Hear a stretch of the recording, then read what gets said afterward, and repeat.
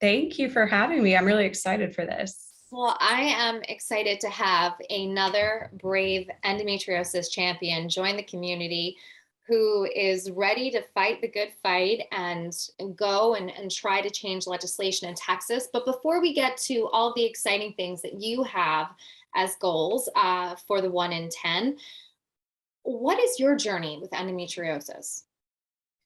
So I feel like a big part of it has been normalizing my pain. So it's kind of hard to pinpoint when it all started for me because it was just like, oh, it's fine, it's normal. But I do have memories like thinking back like to high school. I was sitting in my history class once and I was in so much pain just all throughout my pelvis that I couldn't move. And I remember the teacher asking me, like, oh, do you want to go to the nurse's office? And I was like, oh, no, I'm fine. I'll just sit here. And it was because I literally couldn't move. I was in so much pain. And I'm like thinking back to that. I'm like, oh, that was probably endo. And I just didn't know it yet. I actually didn't even know about it till I was 25 and just doing research on my own. Because I had a lot of digestive issues and pain with sex. And I'm like, what is going on? And I felt very like alone and isolated. And I found it on my own. And then I went to my doctor and they said, oh, just go back on birth control. It sounds like endometriosis. And I was like, okay, is there anything else I can do? So the pill worked for a while for me, but not, then it stopped working. And then I just kind of felt helpless and did a lot of my own research, went to see a gastrologist or urologist. There were just all these symptoms popping up for me. But my research led me to a lot of the things Endofound has put on just for, advocacy and patient knowledge.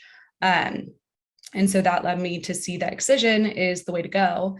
And so I did a lot of research trying to find an excision specialist, waited months and months for an appointment, months and months and months for surgery. And I'm now 3 weeks out from my first excision surgery. So I'm feeling much better every day. May I hope it's your last. Yes, fingers crossed. First and last. That's the hope. You mentioned too that you saw different specialists throughout trying to get a proper diagnosis. Did they diagnose you with anything? Did they say, "Oh, you have IBS," or "You have a UTI," or "Take this pill or that pill," or sleep more? I always got like, "You're just tired." I'm like, is that a diagnosis? Well, I definitely feel like one of my doctors just thought it was stress and in my head. Oh gosh. I Ooh. definitely got that vibe from him. And then other doctors said IBS. Urologist, my urologist was actually very helpful. We did some tests and she found I had pelvic floor dysfunction. Okay. And I was saying, okay, that's probably from the endo. But yeah, I think the most defeating thing was having the doctor kind of be like kind of ignoring me and thinking that it was stress. Yes. And that's not, as again, that's not a medical resolve. There's nothing that you're leaving the office with. You're like, life is stressful, but that doesn't cause intense crippling pain that doesn't allow you to move off of your chair. Yep. It doesn't cause all the other symptoms that you just checked off. For you, when you met the excision specialist, what was the difference meeting him or her versus the doctors before? How is the conversation different? And also for those that are heading into their first appointments with a specialist, how did you arm yourself? How are you prepared to have that sit down? Yes, that was very important. So I kept a symptom journal for like 3 months. And I do want to give a little warning with that, just because you are focusing so much on your pain, it can kind of get you down. So definitely if you're keeping a symptom journal, which I think is the best way to go, just be extra kind to yourself. And because I was writing down stuff every day, like multiple times a day, every day, I was like, this happened, this happened, this happened. And it can just be a lot to have to focus on your pain like that. But it ended up being really good for me. So I came in with 11 pages of notes, single spaced for the Love doctor. it. Love it. I also had this little section that I was like the ABCs of my symptoms. So it was like anemia, back pain, cramps, and I just went through all the ABCs because there were so many symptoms.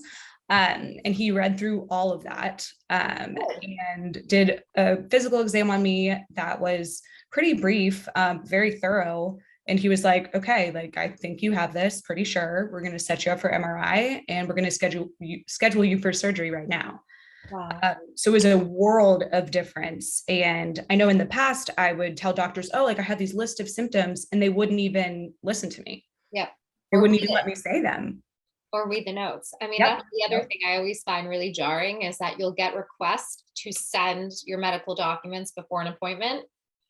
And I'm not, I'm not trying to be difficult or mean to doctors. I know they're very busy, but they request them. And then when you get there, they're like, oh, have you had any surgeries? Have you done, have been diagnosed with anything? And I'm talking about like going to like a general doctor for a sinus infection. And you're just like, you didn't read my notes, did you? And they're like, oh, sorry. Yeah, I've been busy. I'm like, then why request them? Exactly. Then why? So I mean, that's really great that you were so prepared and that you had a doctor who was an active listener. That's difficult to find. And we know they're few and far between. So when you get that, it's like hitting the jackpot, sadly enough. Yes.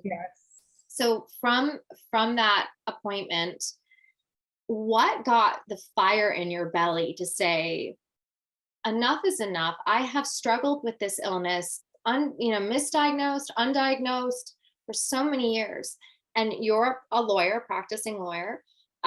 Congratulations, by the way, on that accomplishment. And how have you said, okay, I'm going to use my education meets my personal experience to try to yield change? So I always try to live by the motto, the more you know, the more you owe. And I feel like as I gain more knowledge and education on endo, I was like, I feel like I have a responsibility, just with how I want to live my life, to fight for better care for people and for more awareness of this disease, because it is so much self-advocacy with this. And so I want to arm people kind of with knowledge so that they can advocate for themselves and get care sooner and earlier. And I also really try to live my life advocating for people when they're in their most vulnerable state. And endometriosis, you can definitely be in many vulnerable states with that. And so it just kind of goes along with what I feel like is my life's mission. And I have a relationship with the legislature here in Texas. I worked as the public education committee clerk for the Texas House of Representatives last session, so about 2 years ago now. And so I just feel like I had this amazing opportunity from those relationships that I've built to really advocate for people with endometriosis. And it's honestly a dream come true to be able to do that. It's amazing. So what is on the agenda? Can we say anything yet or not yet? Yeah, I can. So the bill is still being drafted now. It should be ready soon, but they're kind of backed up.